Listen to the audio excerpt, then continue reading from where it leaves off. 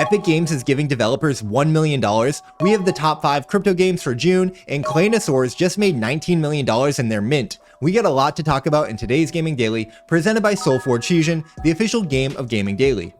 Epic's new dev-friendly revenue policy is now live. We covered this in May when it was first announced, and starting this month, any game released on the Epic Game Store pays 0% revenue share until it hits $1 million in earnings. After that, it goes to the usual 88-12 split. This gives indies and small teams a lot more breathing room, especially compared to Steam's default 70-30 split. Epic also rolled out their new web shops, letting devs offer out-of-app purchases directly to players, which is massive for crypto games, bypassing the 30% fees from Apple, Google, and others. Players will also earn 5% back in Epic rewards when they use these web shops, so it's a win-win for both sides, and I can only imagine the positive impacts this is going to have across the gaming industry. In other Epic Games news, their flagship game Fortnite's player count has plummeted to its lowest in 2 years. According to Fortnite.gg, the game had an average of just over 1 million players last month, which is the lowest figure seen since May of 2023. This begs the question, is this a problem for Fortnite? Is the player base getting tired of the iconic Battle Royale? Let me know what you think down below in the comments. GamesGG just dropped their top 5 NFT games for the month of June. Making the list is The Bornless, the horror extraction shooter participating in Steam Next Fest, Sparkball, the 4v4 action arena MOBA, On-Chain Heroes,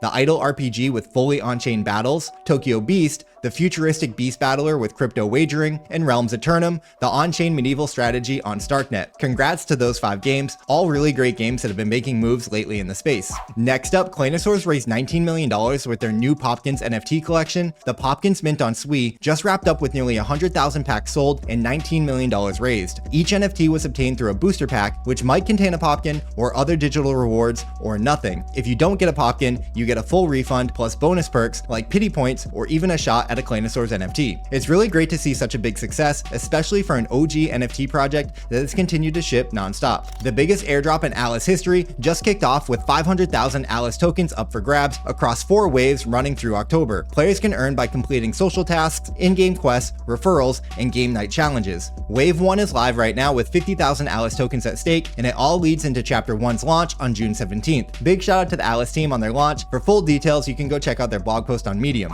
It's been 1 week since Jonah launched his first game, Frankie Go, and we have the week 1 stats. The game racked up over 100,000 matches with 20,000 players registered and even accounted for 1% of all transactions on Abstract's chain. Congrats to Jonah and the team working on the game. Yield Guild Games just announced the return of their Play Summit event happening November 19th through the 22nd in the Philippines, of course. I went last year and it was absolutely amazing. You can expect world premieres, collabs, and a packed lineup of builders, brands, and communities. If you're a game or a guild or just love the space, this is a really great event to add to your calendar. And PS, I hope GamesGG does their award show there again. That was absolutely epic last year. Big shout out to the official guild partner on Gaming Daily, YGG. In non-gaming news, but crypto Twitter related, Pump.Fund is planning a $1 billion token sale at a $4 billion valuation. According to Blockworks, the sale is expected within the next 2 weeks. With no airdrop confirmed yet, the platform has already pulled in $738 million in fees and now wants to raise another $1 billion for just 25% of the company. I don't know why they need $1 billion to launch a token, but there's some speculation that they may launch a chain, so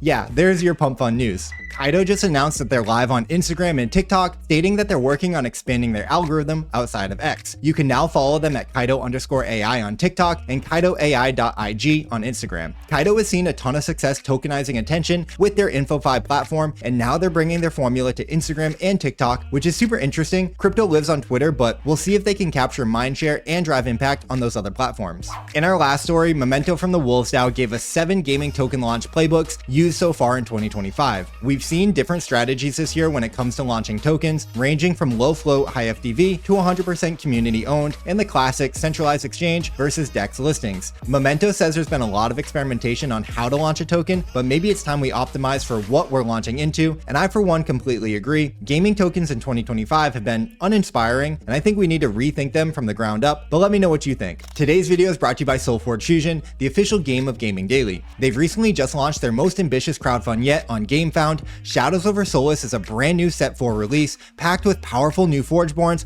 over 6,000 fresh cards, and insane deck combos. Whether you're a new player or a longtime fan, this drop is loaded with exclusive rewards from collector cosmetics to a once-in-a-lifetime chance to design your own card along Richard Garfield and Justin Gary. Yes, that Richard Garfield. The deals are some of their best ever, with digital bonuses, limited edition decks, and daily unlocks rolling out all campaign long. If If you've been waiting to jump in, now is the time, so click the link below and claim your deck.